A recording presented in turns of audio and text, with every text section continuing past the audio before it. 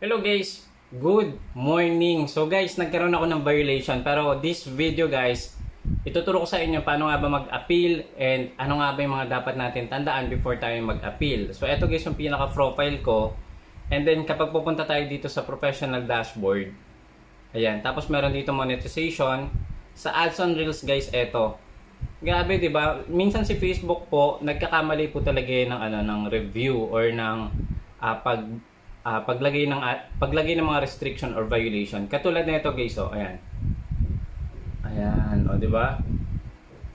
Ito yung violation ko guys. Nag-post kasi ko kanina ng video, no, violation ng mga newbie dito kay Facebook Reels. Ito, wala namang impact guys sa aking in-stream ads, stars, tsaka overlay ads. Ayan. So, ito guys yung pinaka-video. Ayan. Ito, ni-remove to ni Facebook. Pero i-a-appeal natin to. Ito yung issue, yung may violation. So, dito hindi ko lang sure kung ano yung pinaka-violation dito. Dahil ba dun sa warning na logo na nilagay ko sa aking title? Or, hindi natin alam. Kaya ngayon, i-a-appeal natin ito guys. So, dito, pag sa tingin mo kulay green naman itong product impact, no? Posible nagkamali lang po talaga dito si Meta.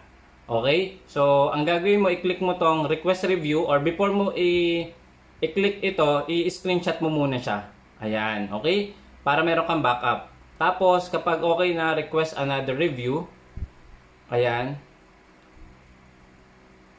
And then, wait lang natin to guys ng ilang minuto or isang araw guys. Pinakamatagal isang araw. Pero, mawi-wave to guys for sure. Okay. Sabi dito, violation will review your profile for following monetization violation. Videos and event violation will not be reviewed as well as violation not listed above. So you can learn, ayun, etc. So click na natin to guys, request review. Ayan, so sabi dito guys, you will be notified when the review is complete. Usually 2 to 3 business days. Okay? Pero pinakamatagal na dito guys, isang araw. Kapag naman talaga nagkamali sila. Or update ko kayo guys mamaya kapag na-wave na tong ating violation. So, madali lang naman yan guys ma-remove. Basta sa tingin mo, right yung conscious mo na wala kang na-violate na na community guidelines, party monetization and content monetization. Okay? So, update ko din kayo guys sa ating payout. Ito na lang guys, ayan, sa ads on reels, ayan, 300 na lang siya. Ayan, 363. Okay? So, sobrang baba na compare sa mga previous months. Pero, again, pansin nyo naman, everyday pa din ako nag-upload ng mga videos. And, hindi naman to hindrance or way para mag-stop tayo dito kay Facebook. Lalo na, itong mga violation na na-encounter natin.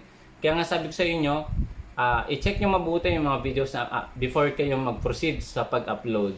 Lalo na yung mga, baka may mga word tayo na nabanggit, di ba? Or meron tayong mga add sa description na bawal pala. So, hindi natin alam.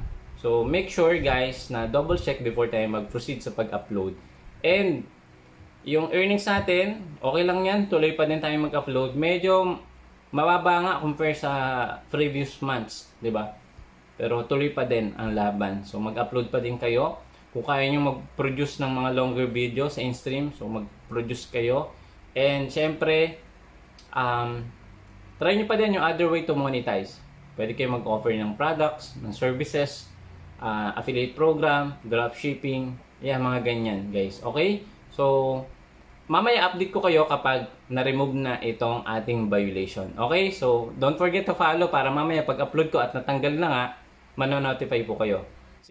Yun na nga guys, wala pang 2 oras, na-remove na po natin yung ating violation dito sa Facebook Reels, sa ads on Reels, in-stream ads, pati stars. So kanina guys, 11:30 ngayon po is 2 PM na. So wala pang 2 oras. Upon checking ko guys, okay na po, na-remove na po yung violation ko. So paano nga ba ginawa ko guys? Kanina guys, kausap ko yung Meta support team. Tumawag po ako mismo. So, ito po yung clip guys, nakausap ko siya kanina.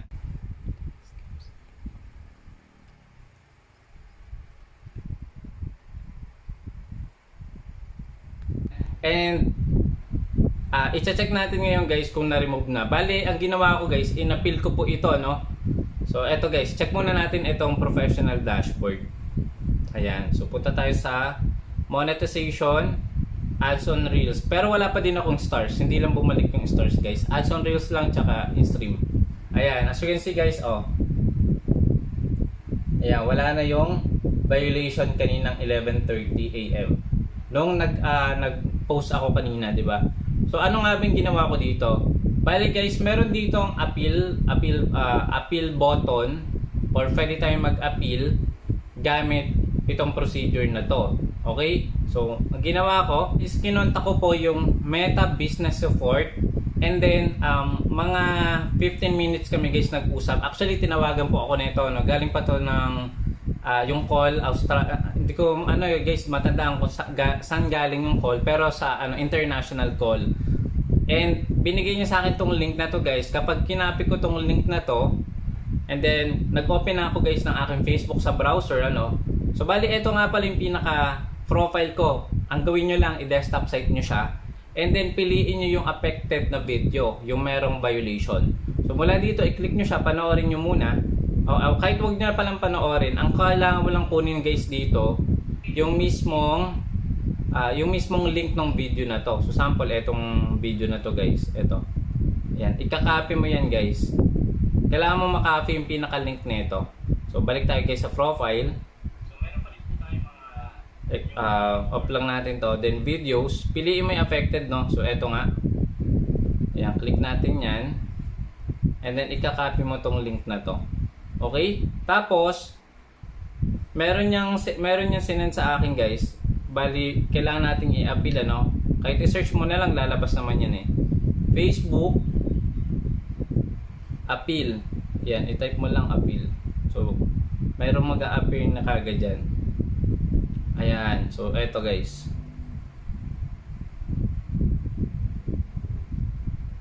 Ayan. How to appeal if the creator, kung meron siyang violation. Tapos, meron guys ditong this form. Eto, So don't worry, lalagay ko din yung link na itong appeal, link dyan sa may description. So ngayon, i-click mo tong this form. Ayan, so meron ditong dalawang option. Okay? So, merong partner and content. Ang i-click mo guys yung content. Ilalagay mo dito yung pangalan ng Facebook mo. Tapos, ipaste mo dito yung link ng video. So, eto yung guys. Tapos, kapag okay na yan, isa-send mo po. Okay? So, na-appeal ko na, bali dalawa tong appeal button na to eh. Yung una guys, yung in-appeal natin mismo doon sa may profile. So parang ganito. Punta ako guys sa gallery. Blurred ko na lang guys, sorry. Eto kanina guys, di ba yung nangyari? Eto. So meron ditong request for review, for another review. So na-request ko na din dito. Then bukod pa yung sa mismong browser. Yung po yung binigay po sa akin ng customer service, yung link na yon. So siguro isang reason na din kung bakit na-remove ka agad dahil dito sa link na to. So dito po pala dapat tayo mag-appeal. Okay? So nung after, wala pong 2 hours, bumalik na po yung monetization natin. At pwede na ulit tayo mag-post ng short videos, pati po ng mga longer videos. Okay? So sayang din kasi yan. Yung iba kasi, tinanong ko din yung mga fellow content creator natin na na-experience na ba ninyo yung ganito, ilang araw bago nawala. So sabi nila, usually 3 days to 7 days yung pinakamatagal na bago na-remove yung violation. So ako guys, for the record guys, wala pang 2 hours, 1.5 hour kasi kanina na-receive ko siya 11:30 AM. Tapos na-appeal ko kaagad siya ng that time din 11:30, ni-request for review. Tapos kinausap ko nga yung etong Meta Business Support. Medyo mahaba guys eh. Tinawagan ako. Ayan, so eto nga yung clip na yon habang tinatawagan ako kanina. Then siguro chine-check yung account ko. Sabi ko ganito na nangyari, wala namang violation yung video ko pero na-take down na-take down siya or hindi siya monetize.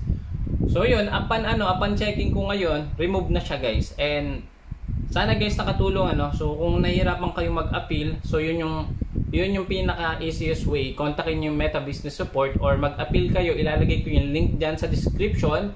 Or kung gusto mo pa guys ng part 2 para sa detailed ng process kung paano ko talaga natanggal.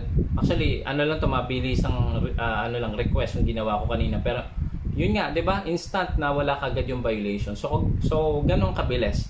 So pwede na tayo guys mag-upload ng mga short videos at meron na ulit ads yung ating mga videos. Okay, so sana nakatulong. Kung gusto mo pa ng part 2, comment mo dyan sa may description at ipopost ko din po itong full guide sa ating YouTube channel. Kaya kung ikaw hindi ka pa nakapag-subscribe, i-click mo yung subscribe button dyan para pag mag-upload ako ng mga update katulad nito, manonotify po kayo kaagad. Andyan po yung link ng ating YouTube, yung link din po kung paano mag-appeal, nandyan din po sa may description. Okay, thank you so much for watching. Please pa-like and pa-share. Thank you, bye-bye!